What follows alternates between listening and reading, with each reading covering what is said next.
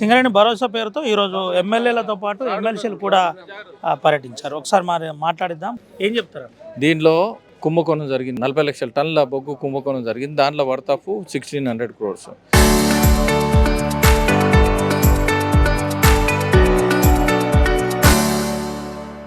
అదేవిధంగా సోలార్ దాంట్లో 1000 కోట్ల కుంభకోణం జరిగింది.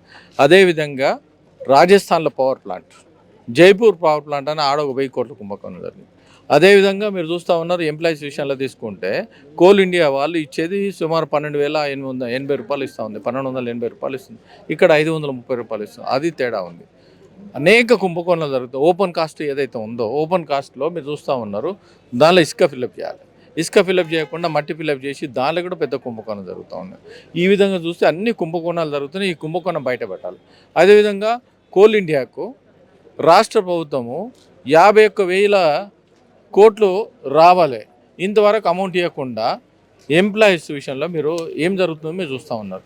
ఇవన్నీ కుంభకోణాలు బయటికి రావాలంటే మాకు ఇంతవరకు ఏం చేయబోతున్నారు? కంపెనీ మీద ఎట్టి పరిస్థితుల్లో కేంద్ర మంత్రి గారు కిషన్ రెడ్డి గారు లెటర్ రాశారు.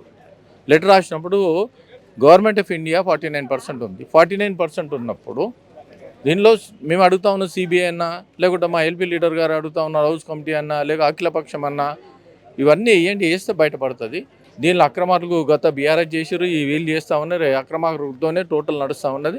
ఈ అక్రమార్కులను బయట పెట్టాలంటే రాబోయే మా గవర్నమెంట్ వచ్చినాకనే వాళ్ళ పని పడుతుంది. రైట్, ఇది పరిస్థితి. ఒకవేళ మా గవర్నమెంట్ వచ్చిన తర్వాతనే వాళ్ళ పని పడతాం. ముఖ్యంగా హౌస్ కమిటీ వేయాలి, లేదంటే సిబిఐ ఎంక్వైరీ చేయాలి. అట్లా కాదంటే ఇటు జ్యుడిషియరీ ద్వారా కూడా విచారణ చేసే అవకాశం ఉంటుంది.